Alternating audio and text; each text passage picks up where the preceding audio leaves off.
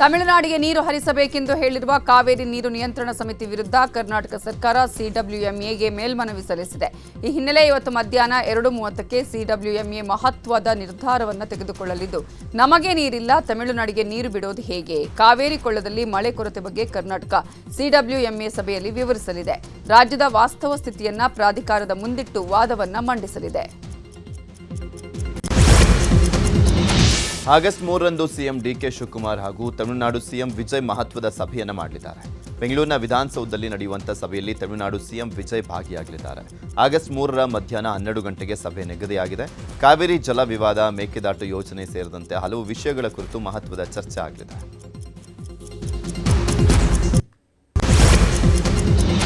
ಮೇಕೆದಾಟು ಯೋಜನೆ ಹಾಗೂ ಕಾವೇರಿ ನೀರು ವಿಚಾರವಾಗಿ ಚರ್ಚಿಸಲು ಕರ್ನಾಟಕಕ್ಕೆ ಬರಲು ಮುಂದಾಗಿರುವ ತಮಿಳುನಾಡು ಸಿಎಂ ವಿಜಯ್ ವಿರುದ್ಧ ತಮಿಳುನಾಡಿನ ರೈತರು ಆಕ್ರೋಶ ವ್ಯಕ್ತಪಡಿಸಿದ್ದಾರೆ. ಯಾವುದೇ ಕಾರಣಕ್ಕೂ ಕರ್ನಾಟಕದೊಂದಿಗೆ ಮಾತುಕತೆಯನ್ನ ಮಾಡಬಾರದು, ನೀವ್ಯಾಕೆ ಕರ್ನಾಟಕಕ್ಕೆ ಹೋಗ್ತೀರಾ ಅಂತ ರೈತರು ಹಾಗೂ ವಿಪಕ್ಷ ನಾಯಕರು ಆಕ್ರೋಶವನ್ನ ವ್ಯಕ್ತಪಡಿಸಿದ್ದಾರೆ.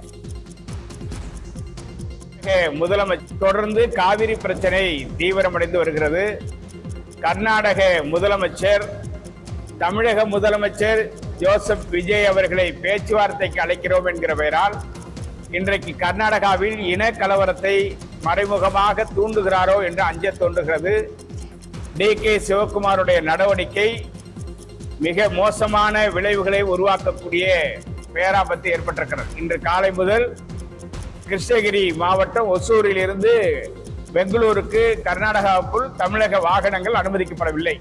தடுத்து ತಮಿಳುನಾಡಿಗೆ ಕಾವೇರಿ ನೀರು ಹರಿಸುವುದನ್ನು ಖಂಡಿಸಿ ರಾಜ್ಯದಲ್ಲಿ ಕನ್ನಡ ಸಂಘಟನೆಗಳು ಸಿದ್ಧರಿದ್ದಾರೆ. ತಮಿಳುನಾಡಿಗೆ ನೀರು ಬಿಡಲಿಕ್ಕೆ ಹೇಳಿರುವಂತಹ ಸಿಡಬ್ಲ್ಯೂಆರ್ಸಿ ವಿರುದ್ಧ ಮಂಡ್ಯದಲ್ಲಿ ಕನ್ನಡ ಪರ ಹೋರಾಟಗಾರರು ಪ್ರತಿಭಟನೆ ಮಾಡಿದ್ದಾರೆ. ವಿಜಯ ಸೇನೆ ಸಂಘಟನೆ ಕಾರ್ಯಕರ್ತರು ಜಿಲ್ಲಾಧಿಕಾರಿ ಕಚೇರಿಗೆ ಮುತ್ತಿಗೆ ಹಾಕಿ ಆಕ್ರೋಶವನ್ನು ವ್ಯಕ್ತಪಡಿಸಿದ್ದಾರೆ.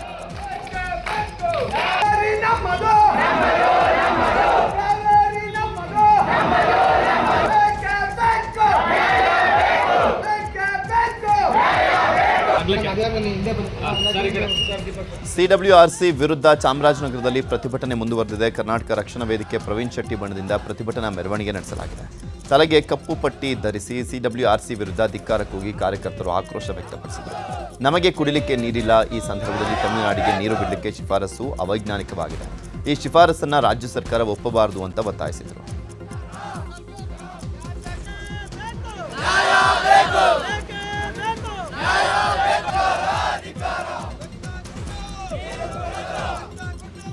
ಜನತೆಗೆ ಕುಡಿಲಿಕ್ಕೆ ನೀರಿಲ್ಲ. ನಮ್ಮ ರಾಜ್ಯದಲ್ಲೇ ಬೆಂಗಳೂರು, ಮೈಸೂರು, ಮಂಡ್ಯ, ಚಾಮರಾಜನಗರ ಭಾಗದಲ್ಲಿ ಕುಡಿಲಿಕ್ಕೆ ನೀರಿಲ್ಲದೆ ಬರ ಪರಿಸ್ಥಿತಿಯನ್ನು ಎದುರಿಸ್ತಾ ಇದ್ರೆ ಕಾವೇರಿ ನೀರು ನಿರ್ವಹಣಾ ಸಮಿತಿ ಏನು ಏಕಾಏಕಿ ತಮಿಳುನಾಡಿಗೆ 3,500 ಕ್ಯೂಸೆಕ್ ನೀರನ್ನು ನೀಡಬೇಕು ಅಂತಂದ್ಬಿಟ್ಟು ಆದೇಶವನ್ನು ಹೊರಡಿಸಿದೆ. ಇದನ್ನು ಕರ್ನಾಟಕ ರಕ್ಷಣಾ ವೇದಿಕೆ, ಕನ್ನಡಿಗರು ಯಾವುದೇ ಕಾರಣಕ್ಕೂ ಇದನ್ನು ಒಪ್ಕೊಳ್ಳೋಕ್ಕೆ ರೆಡಿ ಇಲ್ಲ. ಈಗಾಗಲೇ ಈ ಆದೇಶವನ್ನು ಹಿಂಪಡಿಬೇಕು. ಇದಕ್ಕೆ ರಾಜ್ಯ ಸರ್ಕಾರ ಮಧ್ಯೆ ನುಗ್ಗಿ ಈ ಆದೇಶವನ್ನು ಹಿಂಪಡಿಬೇಕು ಅಂತ ಕರ್ನಾಟಕ ರಕ್ಷಣಾ ವೇದಿಕೆ ಹೋರಾಟ ಮಾಡೋ ಮುಖಾಂತರ. ಮಂಡ್ಯದಲ್ಲಿ ತಮಿಳುನಾಡು ಸಿಎಂ ವಿರುದ್ಧ ವಿಜಯ ಸೇನೆ ಸಂಘಟನೆ ಆಕ್ರೋಶ ವ್ಯಕ್ತಪಡಿಸಿದೆ. ಜನನಾಯಕನ್ ಸಿನಿಮಾ ಪ್ರದರ್ಶನ ನಿಲ್ಲಿಸುವಂತೆ ಥಿಯೇಟರ್ಗೆ ವಿಜಯ ಸೇನೆ ಸಂಘಟನೆಯ ಕಾರ್ಯಕರ್ತರು ಮುತ್ತಿಗೆ ಹಾಕಿದ್ದಾರೆ. ಗುರುಶ್ರೀ ಚಿತ್ರಮಂದಿರಕ್ಕೆ ಮುತ್ತಿಗೆ ಹಾಕಿ ಸಿನಿಮಾ ಪ್ರದರ್ಶನ ನಿಲ್ಲಿಸುವಂತೆ ಆಗ್ರಹಿಸಿದ್ದಾರೆ. ತಮಿಳುನಾಡು ಸಿಎಂ ವಿಜಯ್ ಅಭಿನಯದ ಜನನಾಯಕನ್ ಚಿತ್ರದ ಪೋಸ್ಟರ್ ಅನ್ನು ಹರಿದು ತಮ್ಮ ಆಕ್ರೋಶವನ್ನು ಹೊರಹಾಕಿದ್ದಾರೆ. ತಮಿಳುನಾಡು ಮುಖ್ಯಮಂತ್ರಿಗಳು ಚಿತ್ರನ ನಿಲ್ಲಿಸಬೇಕು,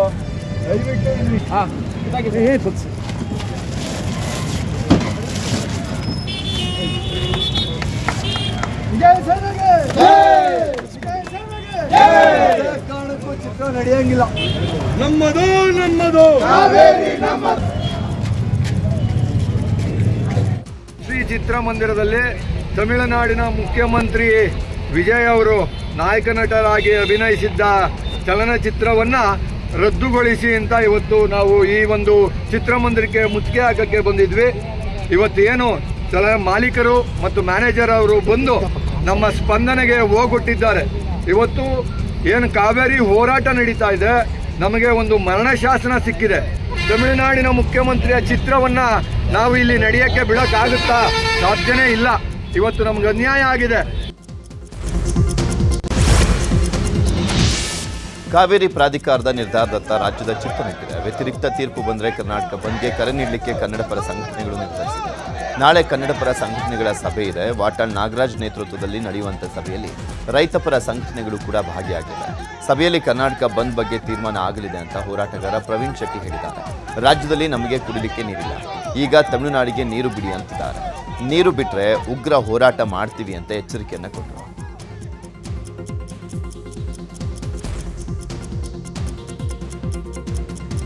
ಎಚ್ಚರಿಕೆಯನ್ನು ಕೊಡಬೇಕಾಗುತ್ತೆ.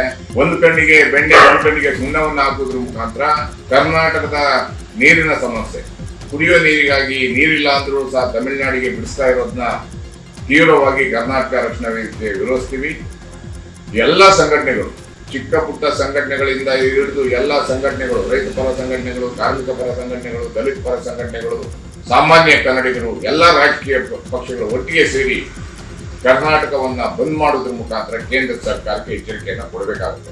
ಮಾನ್ಯ ಮುಖ್ಯಮಂತ್ರಿಗಳಾದಂತ DK ಶಿವಕುಮಾರ್ ಅವರು, ಬಂಗಾರಪ್ಪನವರು ಯಾವ ರೀತಿ ಸುಗ್ರೀವಾಜ್ಞೆಯನ್ನ ತಂದು ನೀರನ್ನ ತಡೆದೋ ಅದೇ ರೀತಿ ಕಾವೇರಿಗಾಗಿ, ಕನ್ನಡಿಗರಿಗಾಗಿ ದೊಡ್ಡ ತ್ಯಾಗವನ್ನ ತಾವು ಮಾಡಬೇಕಾಗತ್ತೆ.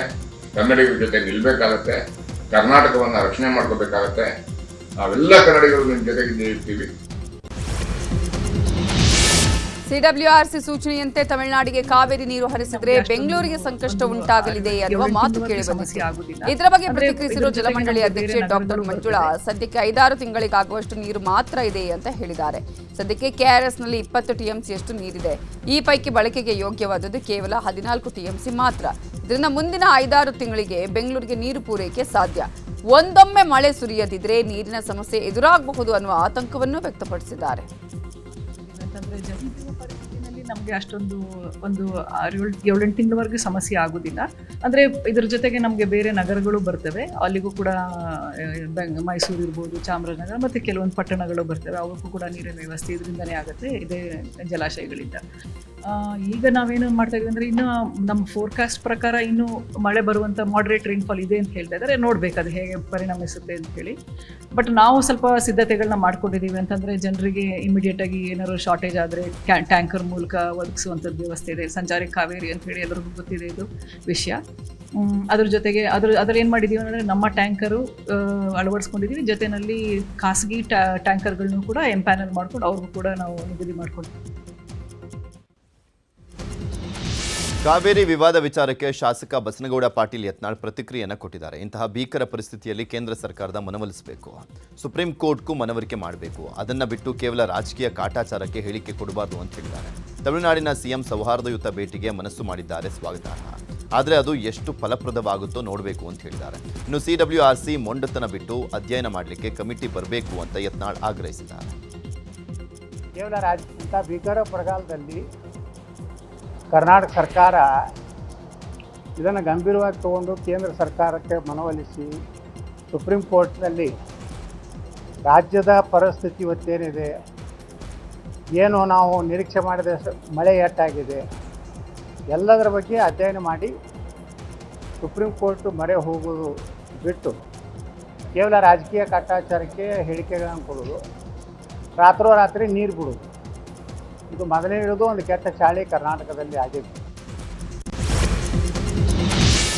ರಾಜ್ಯ ಸಂಪುಟ ವಿಸ್ತರಣೆ ಕಸರತ್ತು ಇನ್ನೂ ಮುಗಿದಿಲ್ಲ. ಸಂಪುಟ ವಿಸ್ತರಣೆ ಸಂಬಂಧ ನಿನ್ನೆ ಸಂಜೆ ನಡೆಯಬೇಕಾಗಿದ್ದ ಹೈಕಮಾಂಡ್ ಸಭೆ ಇವತ್ತಿಗೆ ಮುಂದೂಡಿಕೆಯಾಗಿದೆ. ರಾಹುಲ್ ಗಾಂಧಿ ಭೇಟಿ ಸಾಧ್ಯವಾಗದ ಕಾರಣ ಇವತ್ತು ಸಭೆ ನಡೆಯುವ ನಿರೀಕ್ಷೆ ಇದೆ. ಸಭೆಯಲ್ಲಿ ಸಚಿವರ ಪಟ್ಟಿ ಫೈನಲ್ ಆಗುವ ಸಾಧ್ಯತೆ ಇದೆ. ಇನ್ನು ದೆಹಲಿಯಲ್ಲಿ ಹೈಕಮಾಂಡ್ ಕರೆಗೆ ನಾಯಕರು ಕಾದು ಸುಸ್ತಾಗಿದ್ದಾರೆ. ಕರ್ನಾಟಕ ಭವನದಲ್ಲಿ ಸಚಿವ ಆಕಾಂಕ್ಷಿಗಳಿದ್ದು ಹೈಕಮಾಂಡ್ ಕರೆಯ ನಿರೀಕ್ಷೆಯಲ್ಲಿದ್ದಾರೆ. ಮಾಜಿ ಸಿಎಂ ಸಿದ್ದರಾಮಯ್ಯ ಅವರ ಶಾಸಕರ ಜೊತೆ ಸಮಯ ಕಳೆಯುತ್ತಾ ಮಾತುಕತೆಯನ್ನ ನಡೆಸಿದ್ದಾರೆ. ರಾಜ್ಯದಾದ್ಯಂತ ಬಿಜೆಪಿ ತಂಡ ಬರ ಅಧ್ಯಯನ ಪ್ರವಾಸವನ್ನು ಕೈಗೊಂಡಿದೆ. ಇಂದು ಬಳ್ಳಾರಿ ಜಿಲ್ಲೆಯಲ್ಲಿ ವಿಪಕ್ಷ ನಾಯಕ ಅಶೋಕ್ ನೇತೃತ್ವದ ತಂಡ ಬರ ಅಧ್ಯಯನವನ್ನು ಮಾಡಿದೆ. ಸಿಡಗಿನ ಮೂಳ, ಕಾರೇಕಲ್ ಗ್ರಾಮಗಳಲ್ಲಿ ಬರ ಪರಿಸ್ಥಿತಿ ವೀಕ್ಷಣೆ ಮಾಡಿದ ತಂಡ ರೈತರ ಜೊತೆ ಸಂವಾದವನ್ನು ನಡೆಸಿತು. ಬರದಿಂದ ಆಗ್ತಾ ಇರುವಂತಹ ಸಮಸ್ಯೆಗಳ ಕುರಿತು ರೈತರಿಂದ ಮಾಹಿತಿಯನ್ನು ಸಂಗ್ರಹಿಸಿತು.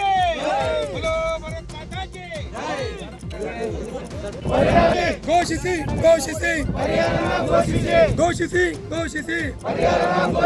ಕಾಂಗ್ರೆಸ್ ಸರ್ಕಾರ. ಅಣ್ಣ ನೀವು ಸ್ವಲ್ಪ ರೈತರು ಇದ್ದಾರೆ, ಒಂದು ನಿಮಿಷ ಸರ್. ಇನ್ನು ಬಳ್ಳಾರಿ ತಾಲೂಕಿನ ಕಾರೇಕಲ್ ಗ್ರಾಮದಲ್ಲಿ ರೈತರ ಜೊತೆಗೆ ಕೂತು ಆರ್ ಅಶೋಕ್ ಪ್ರತಿಭಟನೆಯನ್ನು ಮಾಡಿದ್ದಾರೆ. ರಾಜ್ಯದಾದ್ಯಂತ ಬರ ಆವರಿಸಿದೆ. ಯಾರೊಬ್ಬ ಸಚಿವರು ಅಧಿಕಾರಿಗಳು ರೈತರ ಜಮೀನುಗಳಿಗೆ ಭೇಟಿ ನೀಡಿಲ್ಲ ಅಂತ ಜಮೀನಲ್ಲೇ ಬಿಜೆಪಿ ನಾಯಕರು ಪ್ರತಿಭಟನೆಯನ್ನ ಮಾಡಿದ್ದಾರೆ.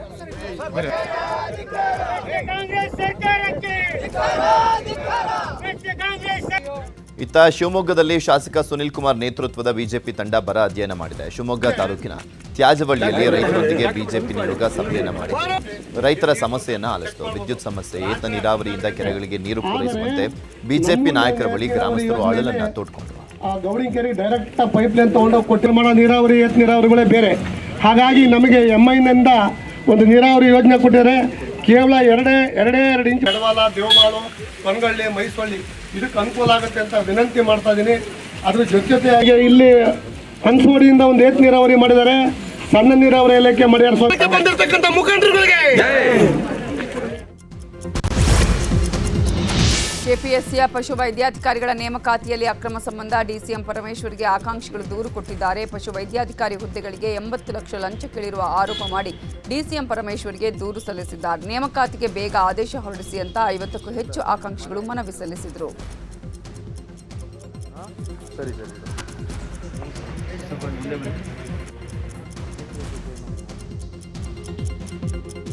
ಮಾಡಬೇಕು ಅಂತಿದ್ದಾರೆ. ತನಿಖೆ ಮಾಡಲಿ, ಅದಕ್ಕೆ ನಮ್ ಏನ್ ಅಪೋಸಿಷನ್ ಇಲ್ಲ. ಯಾಕಂದ್ರೆ ನಾವು ಕ್ಲೀನ್ ಇದೀವಿ, ಅದು ನಮಗ್ ಗೊತ್ತು. ಅವ್ರು ತನಿಖೆ ಮಾಡ್ಲಿ. ಬಟ್ ಏನಂದ್ರೆ ನಮ್ ರಿಕ್ವೆಸ್ಟ್ ಏನೋ ಅಂದ್ರೆ ನಮ್ಗೆ ಆರ್ಡರ್ಸ್ ಕೊಡಿ, ಕಂಡೀಷನಲ್ ಆರ್ಡರ್ಸ್ ಕೊಟ್ಬಿಡಿ. ನಮ್ಗೆ ಪ್ರೋಸೆಸ್ ಮುಂದುವರಿಸಿ ನಮ್ಗೆ ಆರ್ಡರ್ಸ್ ಕೊಟ್ಬಿಡಿ. ನಾವು 10 ವರ್ಷದಿಂದ ವೆಯ್ಟ್ ಮಾಡಿ ಬರ್ದಿರೋದು ಎಕ್ಸಾಮ್ ಇದು. ಎಷ್ಟು ಜನದ ಮೇಲೆ FIR ಆಗಿದೆ ಮ್ಯಾಮ್? 29 ಮೆಂಬರ್ಸ್ ಮೇಲೆ ಆಗಿದೆ ಮ್ಯಾಮ್. ಒಟ್ಟು ಎಷ್ಟು ಜನ ಇದ್ರಿ ನೀವು? 329 ಮೆಂಬರ್ಸ್ ಇದೀವಿ. 29 ಮೆಂಬರ್ಸ್ ಮೇಲೆ FIR ಆಗಿದೆ. ಇವ್ ಕಂಡೀಷನಲ್ FD ಮೇಲೆ ಕಾಂಟ್ರಾಕ್ಟ್ ಅಂತ ಮಾಡಿದ್ದಾರೆ. ಇವಾಗ ನಾವು ಜಾಬ್ ತಗೊಂಡ್ರೆ, ನಮ್ದು ಆರ್ಡರ್ಸ್ ಬಂದ್ರೆ ಅವ್ರನ್ನ ಡ್ಯೂಟಿಯಿಂದ ತೆಗೆದು ಬಿಡ್ತಾರೆ. ಸೊ ಅದೊಂದು ಇಟ್ಕೊಂಡು ನಮ್ಮನ್ನ ಡಿಲೇ ಮಾಡಿ ನಮ್ದು ಪ್ರೋಸೆಸ್ ಏನಿದೆ ಅದನ್ನ ಸ್ಟಾಪ್ ಮಾಡಿಸಿ ಇವಾಗ ಮತ್ತೆ ಏನೇನೋ ಅದನ್ನ ತಿರುವು ಕೊಡ್ತಿದ್ದಾರೆ. ನಾವೆಲ್ಲರೂ ಇಲ್ಲಿರೋ ಎಲ್ಲರೂ ಸೆಲೆಕ್ಟೆಡ್ ವೆಟರ್ನರಿ ಕ್ಯಾಂಡಿಡೇಟ್ಸ್ ಇದ್ದೀವಿ.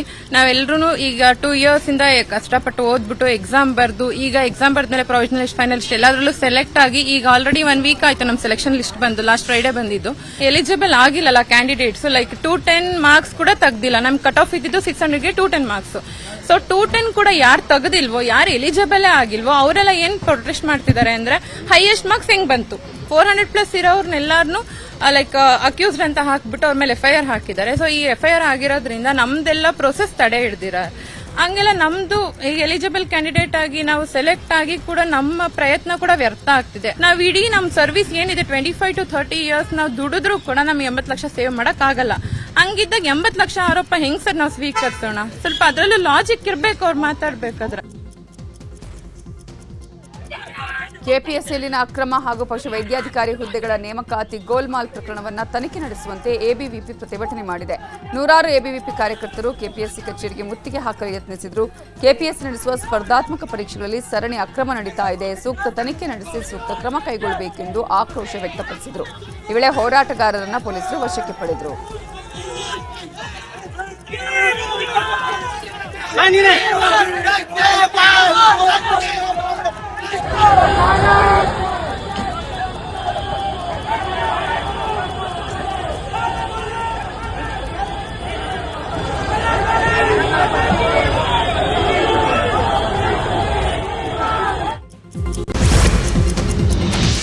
ಕೆಪಿಎಸ್ಸಿ ನೇಮಕಾತಿ ಹಗರಣದ ವಿಚಾರಕ್ಕೆ ಸಂಬಂಧಪಟ್ಟಂತೆ ಪ್ರಕರಣದ ತನಿಖೆಯನ್ನು ಸಿಐಡಿ ಪೊಲೀಸರು ಆರಂಭಿಸಿದ್ದಾರೆ. ಸಿಐಡಿ ಎಸ್ಪಿ ಲೋಕೇಶ್ ನೇತೃತ್ವದಲ್ಲಿ ತನಿಖೆಯನ್ನು ಮಾಡಲಾಗ್ತಾ ಇದೆ. ನೇಮಕಾತಿ ಹಗರಣ ಸಂಬಂಧ ಪ್ರಾಥಮಿಕ ಮಾಹಿತಿಯನ್ನು ಸಂಗ್ರಹಿಸಿದ್ದಾರೆ. 2 FIRಗಳನ್ನು ಸಿಐಡಿಗೆ ಸರ್ಕಾರ ವರ್ಗಾವಣೆ ಮಾಡಿತ್ತು. ಈ 2 ಪ್ರಕರಣದ ಸಂಬಂಧ ತನಿಖೆ ಚುರುಕುಗೊಂಡಿದೆ. ವಿಚಾರಣೆಗಾಗಿ ಬಂಧಿತ ಆರೋಪಿಗಳನ್ನು ವಶಕ್ಕೆ ಪಡೆಯಲಿಕ್ಕೆ ಸಿಐಡಿ ಸಿದ್ಧತೆಯನ್ನು ಮಾಡಿಕೊಂಡಿದೆ. ಕಲಬುರಗಿ ಜಿಲ್ಲೆಯ ಅಫಜಲ್ಪುರ ತಾಲೂಕಿನ ಕರಜಗಿ ಗ್ರಾಮದಲ್ಲಿ ವಸತಿ ಶಾಲೆಯ 30ಕ್ಕೂ ಹೆಚ್ಚು ಮಕ್ಕಳು ಅಸ್ವಸ್ಥರಾಗಿದ್ದಾರೆ. ಮೊರಾರ್ಜಿ ದೇಸಾಯಿ ವಸತಿ ಶಾಲೆಯಲ್ಲಿ ಬೆಳಗ್ಗೆ ಉಪಹಾರ ಸೇವಿಸಿದ ಬಳಿಕ ಮಕ್ಕಳು ಅಸ್ವಸ್ಥರಾಗಿದ್ದು ಅಫಜಲ್ಪುರ ತಾಲೂಕು ಆಸ್ಪತ್ರೆಗೆ ದಾಖಲಿಸಲಾಗಿದೆ. ಇನ್ನು ಘಟನೆ ಖಂಡಿಸಿ ಕರಜಗಿ ಗ್ರಾಮದಲ್ಲಿ ಗ್ರಾಮಸ್ಥರು ರಸ್ತೆ ತಡೆದು ಪ್ರತಿಭಟನೆ ಮಾಡಿದ್ದಾರೆ. ಆಹಾರ ಸಾಮಗ್ರಿಗಳ ಪೂರೈಕೆದಾರರು ವಸತಿ ಶಾಲೆಯ ಸಿಬ್ಬಂದಿ ವಿರುದ್ಧ ಕ್ರಮಕ್ಕೆ ಆಗ್ರಹಿಸಿದ್ದಾರೆ.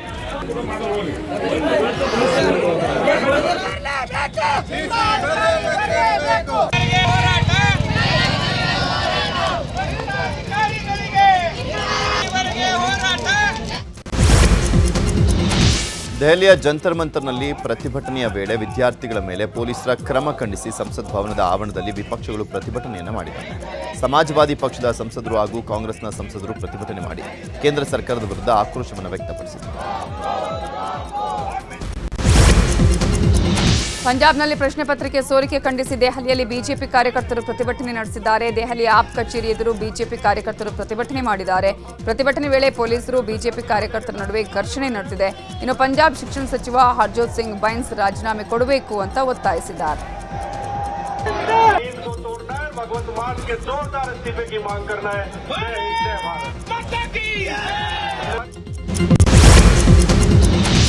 ಆಗಸ್ಟ್ 1ರಿಂದ ಬೆಂಗಳೂರಿನಲ್ಲಿ ತ್ಯಾಜ್ಯದಿಂದ ಮುಕ್ತಿ ಅಭಿಯಾನ ಶುರುವಾಗಿದೆ. ಈ ಕುರಿತು ಬೆಂಗಳೂರು ನಗರಾಭಿವೃದ್ಧಿ ಸಚಿವ ಕೃಷ್ಣ ಬೈರೇಗೌಡರು ಸಭೆಯನ್ನು ಮಾಡಿದರು. ಸಭೆಯಲ್ಲಿ ಕಸ ವಿಲೇವಾರಿ ಬಗ್ಗೆ ಸಚಿವರು ಅಸಮಾಧಾನ ವ್ಯಕ್ತಪಡಿಸಿದ್ದಾರೆ. ಎಲ್ಲೆಂದರಲ್ಲಿ ಕಸ ಬಿಸಾಕುವುದನ್ನು ತಡೆಗಟ್ಟಲಿಕ್ಕೆ ವಿಫಲವಾದ ಅಧಿಕಾರಿಗಳ ಮೇಲೆ ಸಚಿವರು ಗರಂ ಆಗಿದ್ರು. ಅಲ್ಲದೆ ನೋಂದಣಿಯಾಗದಂತಹ ಹಾಗೂ ಜಿಪಿಎಸ್ ಅಳವಡಿಸಿದ ವಾಹನಗಳಲ್ಲಿ ಕಸ ರವಾನಿಸದಂತೆ ಸೂಚನೆಯನ್ನು ಕೊಟ್ಟಿದ್ದಾರೆ. ರಾತ್ರಿ ಹೊತ್ತಲ್ಲಿ ಕಸ ಎಸೆಯುವುದನ್ನು ತಡೆಗಟ್ಟಲಿಕ್ಕೆ ಪೊಲೀಸ್ ಗಸ್ತು ವಾಹನಗಳ ಸಹಕಾರ ಪಡೆಯುವಂತೆ ಸಚಿವರು ಸೂಚಿಸಿದ್ದಾರೆ.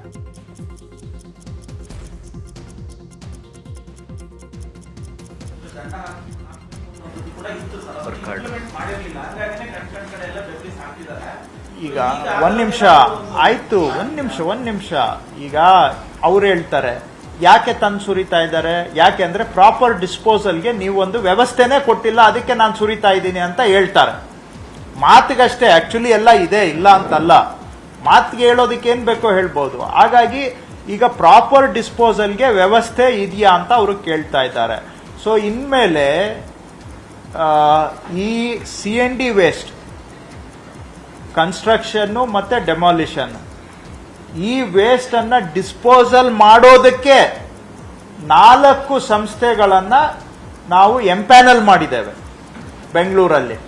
ಸೊ ಇನ್ನು ಮುಂದಕ್ಕೆ ಯಾರಾದರೂ ನಿಮ್ಮ ಮನೆಯಲ್ಲಿ ನೀವು ಪೂರ್ತಿ ಡೆಮಾಲಿಷನ್ ಮಾಡಿರ್ಬೋದು ಅಥವಾ ಜಸ್ಟ್ ಒಂದು ಗೋಡೆ ಡೆಮಾಲಿಷನ್ ಮಾಡಿರ್ಬೋದು, ರಿನೋವೇಷನ್ ಮಾಡ್ತಾ ಇರ್ಬೋದು, ನಿಮ್ಮದು ಏನೇ CND ವೇಸ್ಟ್, ಇದು ಕನ್ಸ್ಟ್ರಕ್ಷನ್ ಅಂಡ್ ಡೆಮಾಲಿಷನ್ ಅಂತ ಹೇಳ್ತಾರೆ, ಈ ವೇಸ್ಟ್ ಇದ್ರೆ ಅದನ್ನ ನಾವು 3 ಕಂಪನಿಗಳು 3 ಜನಕ್ಕೆ ಎಂಪ್ಯಾನಲ್ ಮಾಡಿದ್ದಾರೆ. Bangalore solid waste. ಬೆಂಗಳೂರಲ್ಲಿ ಫುಟ್ಪಾತ್ ಒತ್ತುವರಿ ತೆರವು ಕಾರ್ಯಾಚರಣೆ ಮುಂದುವರೆದಿದೆ. ಶಿವಾಜಿನಗರದಲ್ಲಿ ಕೇಂದ್ರ ನಗರ ಪಾಲಿಕೆ ಅಧಿಕಾರಿಗಳಿಂದ ಪಾದಚಾರಿ ಮಾರ್ಗ ಒತ್ತುವರಿ ತೆರವು ಕಾರ್ಯಾಚರಣೆ ನಡೀತಾ ಇದೆ. ಪೊಲೀಸರ ಭದ್ರತೆಯಲ್ಲಿ ಬಂಬೂ ಬಜಾರ್ ರಸ್ತೆಯಲ್ಲಿ ಒತ್ತುವರಿ ತೆರವು ಮಾಡಲಾಗ್ತಿದೆ. ಕೆಲ ದಿನಗಳ ಹಿಂದೆ ಫುಟ್ಪಾತ್ ಒತ್ತುವರಿ ತೆರವು ವೇಳೆ ಅಧಿಕಾರಿಗಳ ಮೇಲೆ ಪುಂಡರು ಹಲ್ಲೆ ಮಾಡಿದ್ರು. ಈ ಹಿನ್ನೆಲೆ ತೆರವು ಕಾರ್ಯಾಚರಣೆಗೆ ಪೊಲೀಸರ ನೆರವನ್ನ ಪಡೆದಿದ್ದಾರೆ ಅಧಿಕಾರಿಗಳು. ಬಸ್ ನಿಲುಗಡೆಗೆ ಆಗ್ರಹಿಸಿ ವಿದ್ಯಾರ್ಥಿಗಳು ಪ್ರತಿಭಟನೆಯನ್ನು ಮಾಡಿದ್ದಾರೆ. ಯಾದಗಿರಿ ತಾಲೂಕಿನ ಹತ್ತಿಕುಣಿ ಗ್ರಾಮದಲ್ಲಿ ಬಸ್ ನಿಲ್ಲಿಸ್ತಾ ಇಲ್ಲ ಅಂತ ರಾಜ್ಯ ಹೆದ್ದಾರಿ ತಡೆದು ನೂರಾರು ವಿದ್ಯಾರ್ಥಿಗಳು ಪ್ರತಿಭಟನೆಯನ್ನು ಮಾಡಿದ್ದಾರೆ. ಗ್ರಾಮದಲ್ಲಿ ಬಸ್ ನಿಲ್ಲಿಸದ ಕಾರಣ ಪ್ರತಿನಿತ್ಯ ಶಾಲಾ ಕಾಲೇಜಿಗೆ ತೆರಳಲಿಕ್ಕೆ ಪರದಾಟವನ್ನು ಮಾಡುತ್ತಿದ್ದೇವೆ.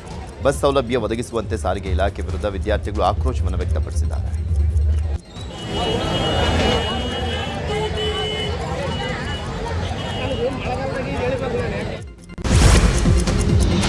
ಮಾಜಿ ಪ್ರಧಾನಿ HD ದೇವೇಗೌಡರ ಅವರ ಪತ್ನಿ ಚೆನ್ನಮ್ಮ ಅವರ 11ನೇ ದಿನದ ಉತ್ತರ ಕ್ರಿಯೆ ಕಾರ್ಯ ನಡೀತಾ ಇದೆ. ಹಾಸನದ ಮಾವಿನಕೆರೆಯಲ್ಲಿ ಸಮಾಧಿ ಸ್ಥಳದಲ್ಲಿ ಪುಣ್ಯತಿಥಿ ನಡೀತಿದ್ದು ಕುಟುಂಬಸ್ಥರು ಪೂಜೆಯಲ್ಲಿ ಭಾಗಿಯಾಗಿದ್ದಾರೆ. ಪತ್ನಿ ಸಮಾಧಿ ಬಳಿ ದೇವೇಗೌಡರು ಮೌನವಾಗಿ ಕೂತಿದ್ರು. ಪುಣ್ಯತಿಥಿ ಕಾರ್ಯದಲ್ಲಿ ಕೇಂದ್ರ ಸಚಿವ ವಿ ಸೋಮಣ್ಣ, GTD ಸೇರಿದಂತೆ ಹಲವು ರಾಜಕೀಯ ಗಣ್ಯರು ಭಾಗಿಯಾಗಿದ್ದಾರೆ. ಇನ್ನು ಪುಣ್ಯತಿಥಿಯಲ್ಲಿ ಭಾಗಿಯಾಗುವ ಲಕ್ಷಾಂತರ ಜನರಿಗೆ ಊಟದ ವ್ಯವಸ್ಥೆಯನ್ನ ಮಾಡಲಾಗಿದೆ.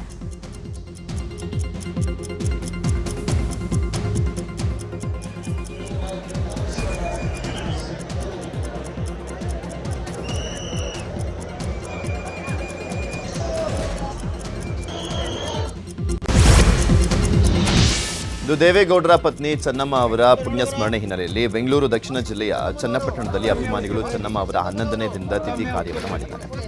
ಬ್ಯಾಟರಹಳ್ಳಿ ಗ್ರಾಮದಲ್ಲಿ ಚೆನ್ನಮ್ಮ ಅವರ ಭಾವಚಿತ್ರಕ್ಕೆ ಪೂಜೆಯನ್ನು ಸಲ್ಲಿಸಿ ಪ್ರಾರ್ಥನೆಯನ್ನು ಮಾಡಿದರು.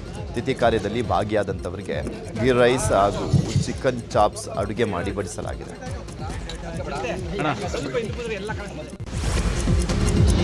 ತುಮಕೂರಿನ ಜ್ಯುವೆಲರಿ ಶಾಪ್ನಲ್ಲಿ ಚಿನ್ನಾಭರಣ ನಾಪತ್ತೆ ಕೇಸ್ಗೆ ಟ್ವಿಸ್ಟ್ ಸಿಕ್ಕಿದೆ. ವಿಶ್ವಾಸ ಜ್ಯುವೆಲರಿ ಶಾಪ್ನಲ್ಲಿ 50 ಗ್ರಾಂಗೂ ಅಧಿಕ ವಜ್ರ ಚಿನ್ನಾಭರಣ ನಾಪತ್ತೆ ಆಗಿತ್ತು.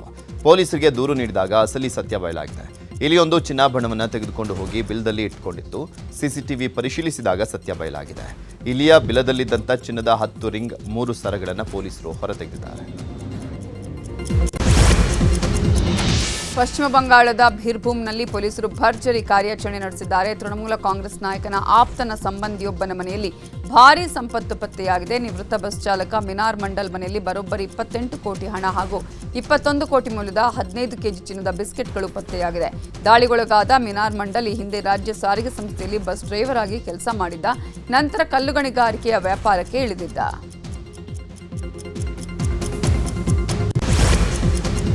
ರಾಜ್ಯದಲ್ಲಿ ತೀವ್ರ ಸಂಚಲನ ಸೃಷ್ಟಿ ಮಾಡಿದಂಥ ಧರ್ಮಸ್ಥಳದ ಬಂಗ್ಲೆಗುಡ್ಡ ಬುರುಡೆ ರಹಸ್ಯ ಬಯಲಾಗಿದೆ. 3 ಅಸ್ಥಿಪಂಜರದ DNA ಪತ್ತೆಯಾಗಿದೆ. ಕೊಡಗು ಜಿಲ್ಲೆಯ ವಿರಾಜಪೇಟೆಯ UB ಅಯ್ಯಪ್ಪ, ತುಮಕೂರು ಜಿಲ್ಲೆಯ ಗುಬ್ಬಿ ಆದಿಶೇಷ ನಾರಾಯಣ, ಕೋಲಾರ ಜಿಲ್ಲೆಯ ಶ್ರೀನಿವಾಸಪುರದ ಕೃಷ್ಣಪ್ಪರ ಅಸ್ಥಿಪಂಜರ ಅನ್ನೋದು DNA ಪರೀಕ್ಷೆಯಲ್ಲಿ ಸಾಬೀತಾಗಿದೆ. ಕುಟುಂಬಸ್ಥರ DNA ಪಡೆದು ಅಸ್ಥಿಪಂಜರಗಳ DNAಯನ್ನು SIT ಪರಿಶೀಲನೆ ಮಾಡಿತ್ತು. DNA ಹೊಂದಾಣಿಕೆ ಪರೀಕ್ಷೆಯಲ್ಲಿ ಅಸ್ಥಿಪಂಜರಗಳ ಗುರುತು ಪತ್ತೆಯಾಗಿದೆ. BMTC ಹಾಗೂ KSRTC ಬಸ್ಗಳ ಟಿಕೆಟ್ ದರ ಶೀಘ್ರದಲ್ಲೇ ಏರಿಕೆಯಾಗಲಿದೆ. ಸರ್ಕಾರಿ ಬಸ್ಗಳ ಟಿಕೆಟ್ ದರ ಏರಿಕೆಗೆ ಸರ್ಕಾರ ಸಮಿತಿ ರಚನೆ ಮಾಡಿದೆ. ನಿವೃತ್ತ IAS ಅಧಿಕಾರಿ ಅತುಲ್ ಕುಮಾರ್ ತಿವಾರಿ ಅಧ್ಯಕ್ಷತೆಯಲ್ಲಿ ಸಮಿತಿ ರಚನೆ ಮಾಡಲಾಗಿದ್ದು, ಎಲ್ಲ ನಿಗಮಗಳ ಆರ್ಥಿಕ ಪರಿಸ್ಥಿತಿ ನೋಡಿಕೊಂಡು ದರ ಏರಿಕೆ ಬಗ್ಗೆ ಶಿಫಾರಸು ಮಾಡಲು ಸೂಚನೆ ನೀಡಲಾಗಿದೆ. BMTC 44%, KSRTC 33% ಟಿಕೆಟ್ ದರ ಹೆಚ್ಚಳಕ್ಕೆ ಪ್ರಸ್ತಾವನೆ ಸಲ್ಲಿಸಿದೆ. ಆಗಸ್ಟ್ 1ರಂದು ಮೈಸೂರಿಗೆ ಪ್ರಧಾನಿ ನರೇಂದ್ರ ಮೋದಿ ಆಗಮಿಸಲಿದ್ದಾರೆ. ಈ ಹಿನ್ನೆಲೆಯಲ್ಲಿ ಮಂಡಕಳ್ಳಿ ವಿಮಾನ ನಿಲ್ದಾಣದಿಂದ ಹೆಲಿಕಾಪ್ಟರ್ ರಿಹರ್ಸಲ್ ನಡೆಸಿದೆ. ಮೈಸೂರು ವಿಮಾನ ನಿಲ್ದಾಣದಿಂದ ಓವಲ್ ಗ್ರೌಂಡ್ಗೆ ಹೆಲಿಕಾಪ್ಟರ್ ಮೂಲಕ ಮೋದಿ ಆಗಮಿಸಲಿದ್ದಾರೆ. ಈ ಹಿನ್ನೆಲೆಯಲ್ಲಿ ಇಂದಿನಿಂದಲೇ ಹೆಲಿಕಾಪ್ಟರ್ ರಿಹರ್ಸಲ್ ನಡೆಸಲಾಗಿದೆ. ಮೈಸೂರು ನಗರದ ಸುತ್ತಲೂ ಬಿಗಿ ಪೊಲೀಸ್ ಬಂದೋಬಸ್ತನ್ನು ಒದಗಿಸಲಾಗಿದೆ. ಮಹಾರಾಷ್ಟ್ರ ಹಾಗೂ ಉತ್ತರ ಕರ್ನಾಟಕ ಭಾಗದಲ್ಲಿ ಭಾರೀ ಮಳೆ ಹಿನ್ನೆಲೆ ರಾಯಚೂರು ಜಿಲ್ಲೆಯಲ್ಲಿ ಕೃಷ್ಣಾ ನದಿ ಮೈತುಂಬಿ ಹರಿಯುತ್ತಿದೆ. ಲಿಂಗಸುಗೂರು, ದೇವದುರ್ಗ ಹಾಗೂ ರಾಯಚೂರು ತಾಲೂಕಿನ ನದಿ ಪಾತ್ರದ ಗ್ರಾಮಗಳಲ್ಲಿ ಹೈ ಅಲರ್ಟ್ ಘೋಷಿಸಲಾಗಿದೆ. ಆಲಮಟ್ಟಿ ಜಲಾಶಯದಿಂದ ಬರೋಬ್ಬರಿ 1,11,000 ಕ್ಯೂಸೆಕ್ ನೀರನ್ನು ನದಿಗೆ ಬಿಡುಗಡೆ ಮಾಡಲಾಗಿದೆ. ನದಿಯಲ್ಲಿ ನೀರಿನ ಪ್ರಮಾಣ ಮತ್ತಷ್ಟು ಏರಿಕೆಯಾಗಲಿದೆ ಅಂತ KBJNL ಅಧಿಕಾರಿಗಳು ಎಚ್ಚರಿಕೆಯ ಸಂದೇಶವನ್ನು ಕೊಟ್ಟಿದ್ದಾರೆ.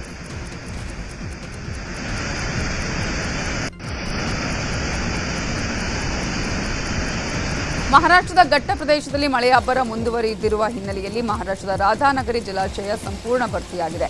ಡ್ಯಾಂನಿಂದ ದೂದ್ಗಂಗಾ ನದಿಗೆ ಅಪಾರ ಪ್ರಮಾಣದ ನೀರು ಹರಿದು ಬಿಡಲಾಗಿದ್ದು, ಬೆಳಗಾವಿ ಜಿಲ್ಲೆಯ ನದಿ ಪಾತ್ರದ ಗ್ರಾಮಗಳ ಜನರಿಗೆ ಎಚ್ಚರಿಕೆಯಿಂದ ಇರುವಂತೆ ಸೂಚನೆ ಕೊಡಲಾಗಿದೆ.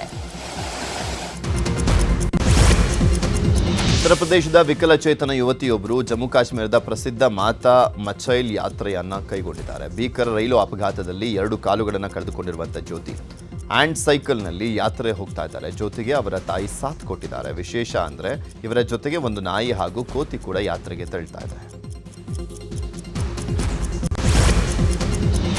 ಡ್ರಗ್ಸ್ ವಿರುದ್ಧ ಮಂಡ್ಯ ಜಿಲ್ಲೆಯ ಪೊಲೀಸರು ಸಮರ ಸಾರಿದ್ದಾರೆ. ಡ್ರಗ್ಸ್ ಮುಕ್ತ ಜಿಲ್ಲೆಗಾಗಿ ಡ್ರಗ್ಸ್ ಬೇಡ ಬ್ರೋ ಅಭಿಯಾನ ಆರಂಭಿಸಿದ್ದಾರೆ ಪೊಲೀಸರು. ಜಿಲ್ಲೆಯಾದ್ಯಂತ ಡ್ರಗ್ಸ್ ಬೇಡ ಬ್ರೋ ಅಭಿಯಾನದ ಮೂಲಕ ಯುವ ಜನತೆಗೆ ಡ್ರಗ್ಸ್ ಅರಿವು ಮೂಡಿಸಲಾಗುತ್ತಿದೆ. ಶ್ರೀರಂಗಪಟ್ಟಣದ ಟೌನ್ ಪೊಲೀಸ್ ಠಾಣಾ ವತಿಯಿಂದ ಪಟ್ಟಣದಲ್ಲಿ ಡ್ರಗ್ಸ್ ಬೇಡ ಬ್ರೋ ಅಭಿಯಾನದ ಜಾಗೃತಿ ಜಾಥಾ ನಡೆಯಿತು. ಡ್ರಗ್ಸ್ನಿಂದ ಯುವ ಜನತೆ ದೂರವಿದ್ದು ಆರೋಗ್ಯಕರ ಬದುಕು ನಡೆಸಲು SP ಕರೆ ಕೊಟ್ಟಿದ್ದಾರೆ.